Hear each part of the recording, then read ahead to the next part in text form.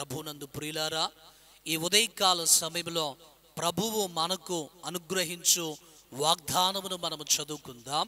పరిశుద్ధ లేఖనములో నుండి కీర్తనల గ్రంథము 86వ కీర్తన 17వ వచనమును మనము చదువుకుందాం.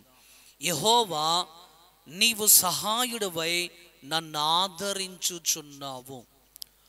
భక్తుడైనటువంటి దావీదు ఈ కీర్తనను వ్రాస్తూ, ప్రభువా, నీవు నాకు సహాయముగా ఉండి నన్ను ఆదరించుచున్నావు అని అంటున్నా.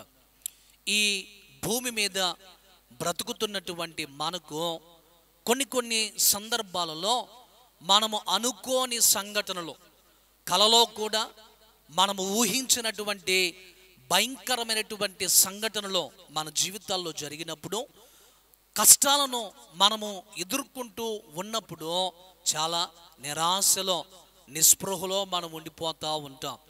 మన జీవితంలో మనం ఏదైనా నష్టపోయినప్పుడు, అది ఆరోగ్యమే కానివ్వండి, ఆస్తులే కానివ్వండి, మనకు కలిగిన వాటిని ఏదైనా మనం పోగొట్టుకున్నప్పుడు, నష్టపోయినప్పుడు చాలా దుఃఖముతో కృంగిపోయినటువంటి పరిస్థితిలో ఉంటూ ఉంటాం. అంత మాత్రమే కాదు, కానీ ఎవరినైతే మనము అమితముగా ప్రేమిస్తూ ఉంటామో, ఎవరైతే మనతో ఒక బంధమును కలిగి ఈ భూమి మీద మనతో ప్రయాణం చేశారో, వారిని అనుకోనటువంటి రీతిలో మనము కోల్పోయినప్పుడు, వారిని మనం మిస్ అయిపోయినప్పుడు చాలా నిరాశపడతా ఉంటామో, చాలా దుఃఖకరమైనటువంటి పరిస్థితిలో మనం ఉంటూ ఉంటాం.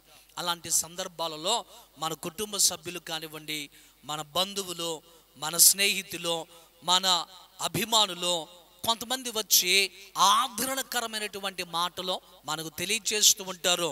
మన కష్టమైనటువంటి ఆ కృంగిపోయినటువంటి పరిస్థితిలో ఉన్నప్పుడు వారి మాటలు మనకు తెలియజేస్తూ మనలను ఆదరిస్తూ ఉంటారు. అయితే మనుషుల మాటలు కొంతమేరకు మనకు ఆదరణ కలుగు చేస్తాయి, కానీ మన ప్రభువు మనకు ఆదరణ కలుగు చేస్తే గొప్ప ఆదరణ, నెమ్మదిని మనము పొందుకుంటూ ఉంటాం. చాలా సందర్భాలలో మనం అనుకోని సంఘటనలు మన జీవితంలో మనం ఎదుర్కొన్నప్పుడు మనుషులు కొన్ని రకాలుగా మారిపోతూ ఉంటాం. కొంతమంది ఏదైనా నష్టము జరిగినప్పుడు, ఎవరినైనా కోల్పోయినప్పుడు కొంతమంది నిరాశపడుతూ నిస్పృహలోనికి వెళ్ళిపోతూ ఉంటారు.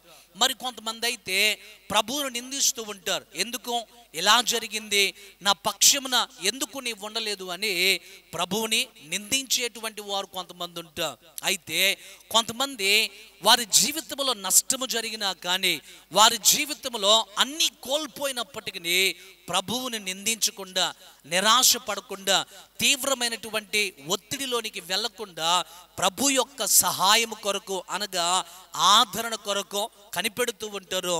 ప్రభువా, నేనున్నటువంటి ఈ పరిస్థితిలో నీవు తప్ప, నీ మాటలు తప్ప నాకు గొప్ప ఆదరణ కలుగు చేసేటువంటి వారు ఎవ్వరూ కూడా లేవు నాయనా అని వారు దేవుని వైపు చూస్తూ ఉంటాం. ఈ రోజున ప్రభు యొక్క వాగ్దానమును వింటున్న ప్రభు మనతోనే మాట్లాడుతూ ఉన్నాడు. మనం ఏదైనా నష్టపోయామా, మనం ఏదైనా కోల్పోయామా, మన ప్రభువు మన పక్షమును ఉండి మనకు సమీపముగా వచ్చి ఆయన మనకు సహాయము చేసి ఆదరించేటువంటి దేవుడై ఉన్నాడు. కనుక ఆదరణ కోల్పోయి బ్రతుకుతూ ఉన్నావా, నా దేవుడు ఈ రోజున నిన్ను దర్శించి నీ జీవితంలో నీకు గొప్ప ఆదరణను, నెమ్మదిని కలుగు చేసి ఒక శుభప్రదమైనటువంటి నిరీక్షణను నీకు అనుగ్రహించి తన గొప్ప సమాధానముతోనో, నెమ్మదితోనో ప్రభువు నీకు కృప చూపించి ఆయన గొప్ప ఆదరణ నీకు అనుగ్రహించునుగాక.